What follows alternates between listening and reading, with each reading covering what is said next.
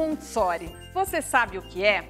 É um conjunto de teorias, práticas e materiais didáticos idealizado pela italiana Maria Montessori, que era médica e educadora. A educação montessoriana se desenvolve com base na evolução da criança, com foco em 6 pilares: autoeducação, educação como ciência, educação cósmica, ambiente preparado e criança equilibrada.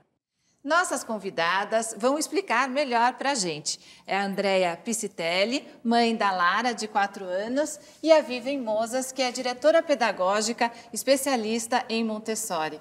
Explica um pouco para a gente o que são esses 6 pilares que eu comentei. O método ele é fundamentado nos pilares que foi desenvolvido por Maria Montessori. Todo o método foi criado pela observação em crianças. O método ele é muito complexo, então é difícil a gente explicar aqui em segundos os 6 pilares, mas eu vou falar um pouquinho dos 3 que eu entendo que é um eixo importante para a gente. O adulto preparado, o ambiente preparado e a criança equilibrada são os 3 pilares onde o trabalho de um pedagogo ou a família tem que ser o foco. Então, a gente tem sim que preparar o adulto para saber lidar com a criança, o ambiente para que ela possa se desenvolver, e com esses 2 pilares eu chego no equilíbrio, então que é a concentração. Então, o método ele preza a concentração da criança. Andrea, explica pra gente, esse é um método que não acontece só na escola, ele acontece em casa também. E como você conheceu, como você começou a praticar na sua casa? Na verdade eu comecei a ficar incomodada demais com algumas festas e amigas falando, olha, se prepara para o Terrible Two. E aí eu comecei a pesquisar e falei, cara, não existe isso. E achei Montessori dizendo, não existe Terrible Two. Que é a idade da birra, né? Quando as crianças têm ali 2 anos, né? A gente fala aqui em português que são os terríveis 2 anos. E aí você vê, comecei a estudar, encontrei Montessori que diz que não é uma birra. Todo comportamento, né, tá dizendo algo importante. Eu me identifiquei com Montessori porque ela enxergava a criança como um indivíduo, coisa que muitas vezes a gente não enxerga. Então, em casa, você começa a entender que aquela criança tem uma necessidade importante. E você começa a aplicar aquilo dentro de casa. E eu fiquei impressionada como a minha filha, que tem uma personalidade importante e ela é independente, eu deixando, com a ajuda da escola, usando esse método, mesmo ela sendo muito independente e autônoma, como eu tenho paz e comunicação com ela. Eu estou, assim, apaixonada pelo método. Quais são as principais dicas aí que os pais seguem, né, para conseguir ter resultado? Acho que a primeira mudança principal é que a gente tem que tratar a criança como um ser humano. E esquecer que nós somos adultos e eles são crianças, né? A gente precisa entender que a criança é um ser humano com habilidades diferentes da gente. Então, eles têm vontades, necessidades, e a chamada birra nada mais é do que uma necessidade a ser atendida, que muitas vezes a gente pode atender, então pode ser por fome, por frio, ou por uma necessidade que naquele momento não é possível e você precisa conversar com a criança é capaz de entender. E tem aquilo de ficar na altura da criança para conversar com ela, respeitando a condição dela de criança? Sim, respeitar a condição de criança nada mais é do que o respeito com o ser humano. Então, é olhar nos olhos, usar o tom de voz, o mesmo que você usaria com um adulto. A escolha, né? Exatamente, dá a opção de escolha, né? A gente usa não, mas não usando a palavra não. A gente coloca limites dando escolhas. Nossa, isso é difícil. Sim, porque a gente sabe que a criança, é importante você impor limites, a importância de um não para a criança, para ela aprender, né? Como é que você faz na sua casa? Eu vou dar um exemplo simples, assim, que eu sofria muito até aprender com a ajuda da escola, inclusive. A minha filha sempre quer aproveitar ao máximo todas as situações, festas.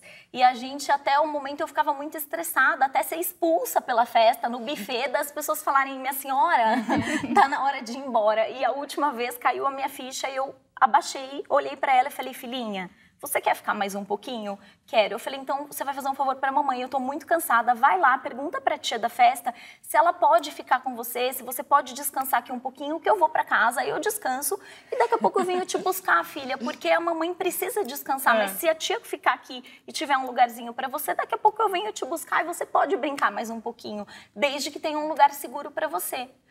Ah, não, mamãe, pensando bem, eu vou embora com você. Eu falei, ah, então tá bom, então vamos embora juntas. Daqui a pouco a Vivian fala, então, sobre o método nas escolas, né? Porque existe também dentro da sala de aula. A gente recebe agora a arquiteta Tassiana Leme, que existe uma decoração Montessori, é isso? Vem aqui, vamos conversar, Tassiana. A Tassiana produziu esse quarto lindo pra gente. Existe uma decoração Montessori? Na verdade, a gente faz... você não precisa investir grandes quantias de dinheiro. Existem algumas adaptações que você pode fazer no próprio quarto. Claro que aqui a gente trouxe para ilustrar de uma forma bem linda, né?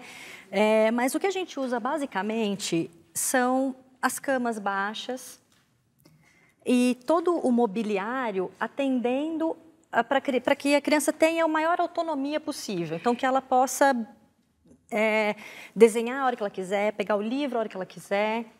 Para ela ter autonomia mesmo. Autonomia. Agora, isso é uma mini cama a partir de que idade ou é um berço também? Na verdade, existem camas de vários tamanhos, mas a gente recomenda que você utilize desde o recém-nascido, desde com a proteção adequada.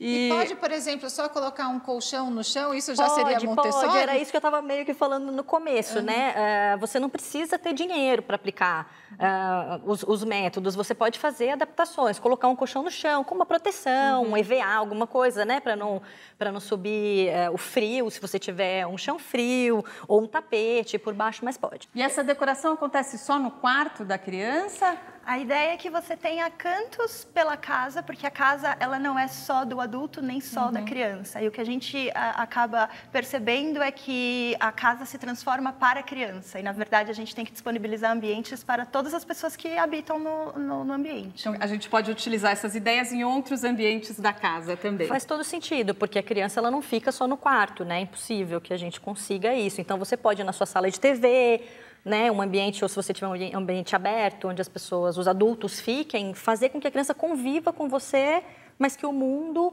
esteja ali, um mundinho preparado para ela, e a proteção e a segurança também, eu acho que é muito importante. Muito legal, ótimas sugestões, as pessoas podem fazer em casa. Muito obrigada pela presença, Tassiana. Tem rede social para deixar?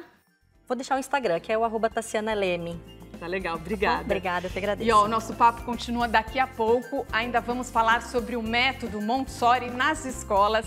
Fique com a gente.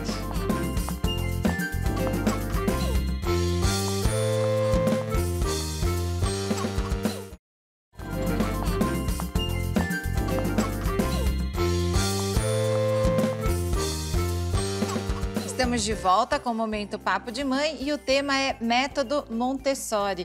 André, eu fiquei curiosa para saber como é na sua casa, porque no bloco anterior a gente mostrou ali o exemplo de um quartinho, né, Montessori. Sim. E na sua casa, como que é o quarto da Lara e que adaptações você fez? Eu adaptei totalmente. O quarto dela tem essa cama, mas eu já fiz bem grande, inclusive ela pendura, é bem forte de madeira. A mesa que ela escreve, as prateleiras dos livros, é totalmente adaptado. Ela já acorda de manhã, escolhe a roupa dela, totalmente autonomia, o sapato, ela puxa, escolhe, guarda.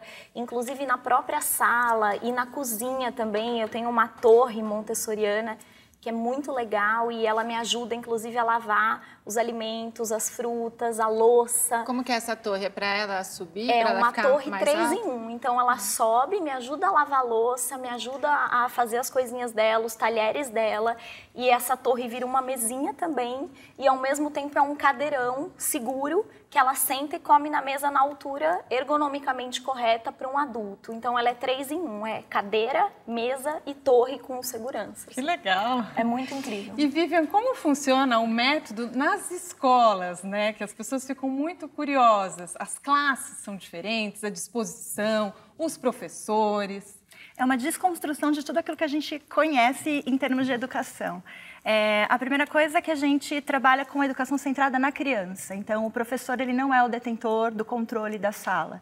A criança ela precisa se movimentar no método Montessori. Então, o ambiente é preparado de acordo com a idade. Nós trabalhamos com crianças com idades mistas. Então, no berçário, de 4 meses até o andar firme. em salas de idades intermediárias, de o andar firme até o desfraude, e depois a sala de 3 a 6 anos. Falando um pouquinho de 3 a 6 anos, a sala ela é montada de uma maneira onde a gente tem áreas de desenvolvimento. Então, eu tenho a área de vida prática, que é uma das áreas mais importantes da metodologia, que prepara indiretamente para a escrita, para a matemática, para a física, química, biologia. A gente trabalha culinária dentro dessa área, então é o que a gente pode estender para casa também. E temos a área de linguagem, matemática, sensorial e educação cósmica. Mas antes de você explicar o que é educação cósmica, eu queria saber se é um método que ele é aplicado só na educação infantil? Não.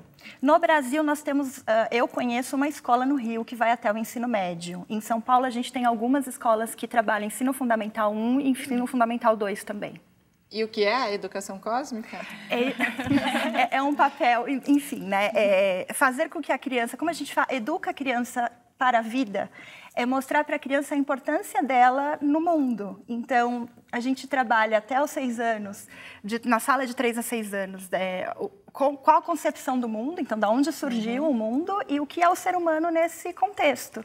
E nós ensinamos a criança a cuidar do meio ambiente, a cuidar dela. E, Vivian, as crianças, elas têm provas, lição de casa, tem notas? Não. Não tem? Não.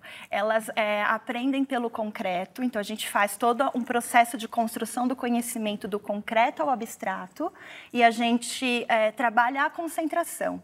Então, o nosso propósito é que ela entre em flow. Eu não sei se vocês conhecem esse termo, mas é conseguir equilibrar o desafio que ela tem e a habilidade que ela tem para aquilo. Então, a gente vai dando para a criança à medida que ela está pronta para receber e aprender. Como que é a Lara na escola? Ai, ela é muito feliz, porque é um prazer, porque é uma mistura da natureza, ela volta totalmente cheia de barro, de grama e de histórias para me contar e concentrada com as atividades dela. Então, ao mesmo tempo que ela tem muita intensidade, de repente eu vejo em casa que ela está concentrada, montando uma torre com coisas que ela inventou e, de repente, ela está orgulhosa daquilo que ela construiu. E eu fico muito feliz porque hoje em dia eu vejo as crianças muito hiperativas e pouco concentradas. E eu estou feliz porque eu estou vendo que a minha criança, ela está independente, ela tem energia, mas, ao mesmo tempo, ela consegue estar concentrada numa atividade que ela desenvolveu e ela criou e, de repente, ela fala, mamãe, olha a torre que eu construí. E é mais alta do que ela. Assim. Não, e é muito legal, né, que ela aprende sozinha, né, um autoaprendizado e respeita a fase que ela está, né, respeita a fase da criança.